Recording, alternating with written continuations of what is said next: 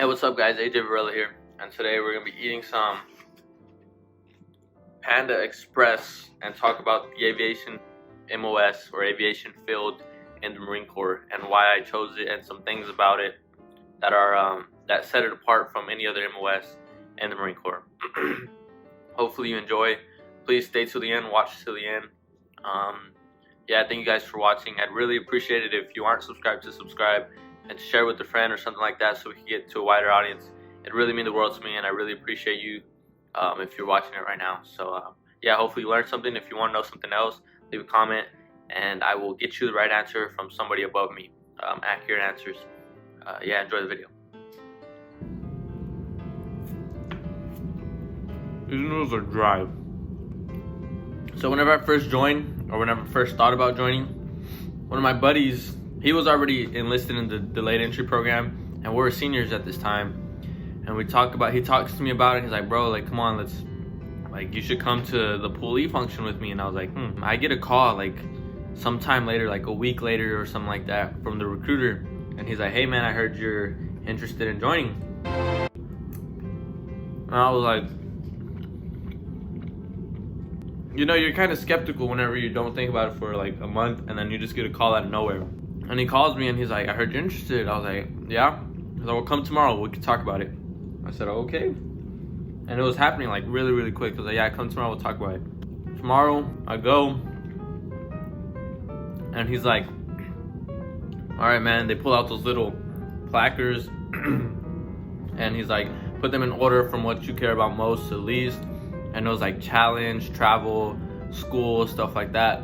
And I put challenge on the top, and he was like, well, you're at the right spot if you want challenge the most. So then I was like, all right, I'm gonna set you up with this ASVAB. You're gonna take the ASVAB and I'm gonna tell you the jobs that you get. I was like, all right, cool. So I take the ASVAB and I scored like a 72, which is apparently pretty high for like his average, or like the average of the Marine Corps. Like 72 is pretty high. And then he's like, man, you could get any job you want. He was like, you could get any job that you want. So I was like, I want intel, because that's just what I heard about a lot, was intel, intelligence, like geographic intelligence and stuff like that. And I was like, I want that. And I was like, all right, man, I'm gonna try to get it for you, but it's pretty hard to get since everybody wants it. I was like, all right. Time goes on. He's like, man, I can't get you that job right now. Like, what's your second and third choice? And I was like, okay, my second choice would be aviation, and my third choice will be combat engineering. So those are my three. It was intel, aviation, and combat engineering. And he was in the aviation field, so he told me a lot about it. And I was like, that sounds pretty cool. So then I actually get to boot camp, get through all of it, and now I'm here. I'm going to be working on Harriers by like January of next year. And this field has a lot of hours. Like, hours in this field are like 12 to 15 hours a day, 7 days a week sometimes. That's what I'm learning. I'm learning that it's very nitpicky, especially my job. I'm an AME and I work on ejection seats and cooling system, oxygen tanks and stuff like that. And if any little part is wrong, it can mess up the whole entire plane and can eventually kill aircrew. Our job is very important. If an ejection seat doesn't eject, it's our fault and we can go to jail for it. So it's a lot of pressure in this job, that's for sure. I'm sure a lot of you, if you played Modern Warfare 2 or any Call of Duty, they have Harriers or VTOLs, vertical takeoffs. That's what a Harrier is. That's what's special about a Harrier, is they can vertically take off, and yeah, they can land on ships easier and stuff like that. And I'm gonna be working on the cockpit, like oxygen tanks, ejection seats. Yes, there's very long hours, and depending on your aircraft, it can be very hard to rank up because you're taking spots from other people. There's only a set amount of ranks in a squadron. So if there's already like say if there's a set standard of 5 sergeants and 10 corporals, one of those sergeants has to rank up or get out of the Marine Corps for a corporal to go up. Same thing with lance corporals. If there's 5 corporals and 3 lances, one of those corporals has to get out if there's only set amount of 4 corporals. It depends on what freaking aircraft that you're on, but it can be easy to rank up or hard to rank up. I know Harriers, they said it's pretty difficult because they're old aircrafts.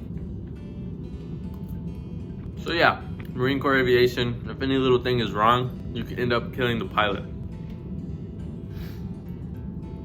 Oh, also, coming out of the Marine Corps, you can have jobs lined up $30 to $50 an hour, which is awesome. Like, that's way more than what I get paid now as a E2. So whenever I get out of here, you have certifications that some civilians don't even have. Some civilians have to come through this schoolhouse to get a it's called the AMP license, I think, and it's a certification that you can only get at this schoolhouse. So some civilians come here to get that license to go back in the civilian world to make more money. So that was another thing. I wanted to make money once I'm done in the Marine Corps, so I chose the aviation field for that.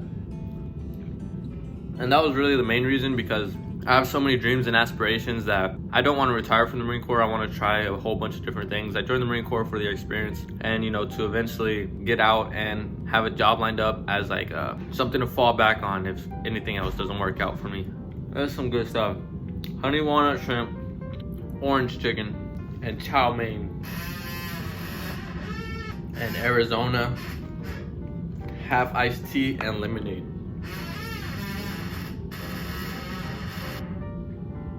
Excuse my chair, I'm sorry. I need to put some WD-40 on it or something. So if any of you are thinking of joining the aviation field in the Marine Corps, put a comment down below. If I don't have the answer, I'll get the answer from you, from somebody reliable, such as a staff sergeant, somebody from the schoolhouse, somebody higher up than me, so they can get accurate answers, and I'll share them with you if you do have any questions. And yeah.